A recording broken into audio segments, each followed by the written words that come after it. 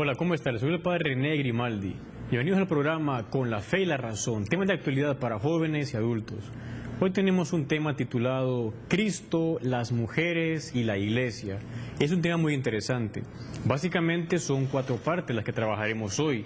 La primera parte se llama Cristo es Dios. La segunda parte, Cristo y las mujeres. La tercera, la iglesia y la mujer. Y por último, veracidad de los evangelios. Pasamos por tanto a la primera parte sobre Cristo que es Dios. Algunas personas dicen cosas sobre Jesucristo, sobre su vida, sin tener en cuenta que Él es Dios o dudan que Cristo sea Dios. ¿Cómo sabemos que Cristo es Dios? Lo sabemos porque la Biblia misma nos lo transmite. La tradición de la iglesia y también datos históricos. Por ejemplo, algunos pasajes que aparecen en la Biblia de que Cristo es Dios vienen relatados especialmente y de hecho en el Nuevo Testamento. Cuando en el Evangelio de San Juan, Felipe le dice a Cristo: Señor, muéstranos al Padre y con eso nos basta. Y Cristo le dice: Felipe, hace tanto tiempo que vivo con vosotros y no me conoces. El que me ve a mí, ve al Padre. O sea, le dice que quien ve a Él está viendo a Dios porque Él es Dios. En otro pasaje el Señor va a decir: el Padre y yo somos uno, en Juan 10:30. Y luego, en San Pablo en las cartas aparece también cómo este apóstol iba transmitiendo a las comunidades primeras de cristianos esa realidad que Cristo es Dios. San Pablo no conoció a Cristo en vida de Cristo, le conoció cuando ya había resucitado, en aquella aparición. Entonces San Pablo, por ejemplo, dice en la carta a Tito 2:13, dice: aguardando la esperanza bienaventurada y la manifestación de la gloria del gran Dios y Salvador nuestro Jesucristo. O sea, ahí claramente habla de Cristo como que es Dios. En la carta a los Romanos 9:5 va a decir: de ellos, los israelitas, son los patriarcas, y de ellos, según la carne, desciende Cristo, el cual es, sobre todas las cosas, Dios bendito por los siglos. Amén. O sea, aparece claro en la Sagrada Escritura. Algunas gentes que leen la Biblia no captan el sentido de la divinidad de Cristo, pero, como decimos, son lecturas erróneas sobre la vida del Señor. También la tradición nos habla de la divinidad de Cristo. Por ejemplo, allá en el siglo II nació o vivió un cristiano llamado Ignacio de Antioquía. Realmente él vivió en el siglo I, murió a inicio del siglo II. Y en una carta que escribe cuando lo llevan preso para matarlo en Roma, él escribe una carta a los cristianos que están en Roma y les dice lo siguiente: les deseo una abundante alegría sin mancha en Jesucristo nuestro Dios. Así le llama Ignacio de Antioquía, San Ignacio, a Cristo Dios, porque lo es. Y un texto muy interesante de la historia es un escrito de un gobernador llamado Plinio el Joven, gobernador en Bitinia, que le escribe al emperador Trajano, ya por el año 111, 113, para contarle qué hacían los cristianos. Y le dice que se reúnen un día establecido antes del alba para cantar alternamente un himno a Cristo como a un Dios. O sea, es lo que un romano ve de fuera, que aquellos cristianos, aquella iglesia católica naciente, adoraban a Cristo como a un Dios porque lo era. Bien, esto es importante por lo siguiente que vamos a ver. O sea que partimos del hecho de que Cristo es Dios. Con esto llegamos a la segunda parte del programa, titulado Cristo y las mujeres. ¿Cuál fue la actitud de Jesucristo para con las mujeres en aquel tiempo, hace ya unos 2000 años? Vamos a decir que fue una actitud sorprendente. O sea, el Señor vino a romper moldes y esquemas, vino a poner en orden las cosas. O sea, es Dios que viene a ordenar su creación, porque Cristo promovía grandemente la dignidad de las mujeres.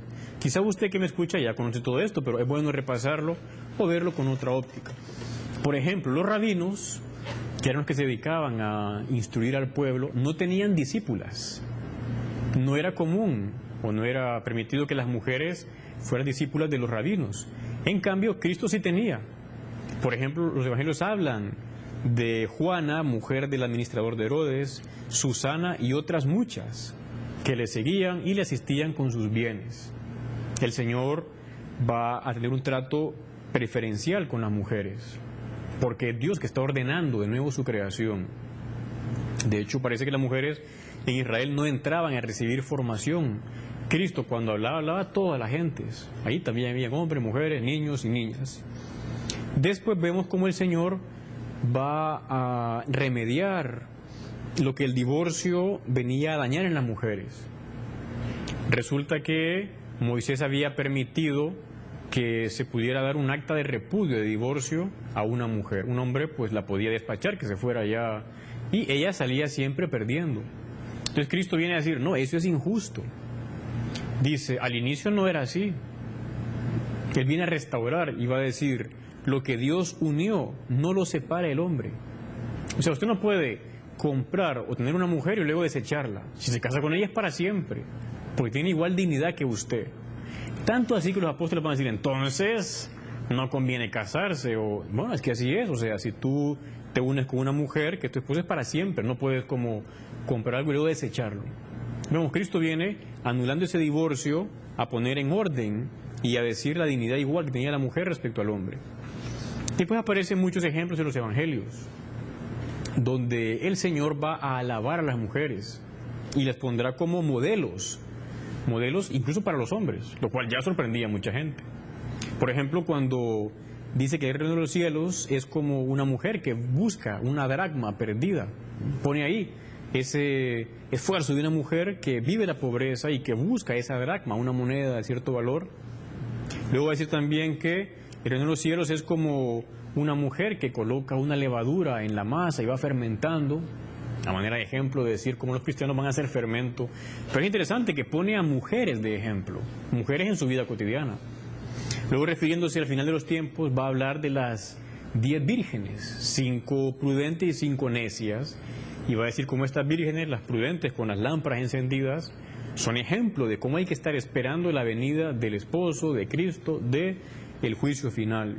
Y uno muy interesante es cuando habla de el óvulo, la ofrenda de una viuda. Resulta que estaba el Señor con los apóstoles en el templo y veían cómo muchos echaban monedas en el templo, muchas monedas. Y en eso llegó una viuda que apenas echó un par de moneditas. Pues Cristo va a decir de ella, de la viuda, dice, esta viuda pobre ha echado más que todos, ha echado de lo que necesitaba, todo cuando tenía para vivir. O sea, la pone a ella, a una mujer que era más generosa que el resto de los hombres. Otro ejemplo de cómo él considera a las mujeres es cuando a una mujer que estaba encorvada hacía 18 años, Cristo va a una sinagoga,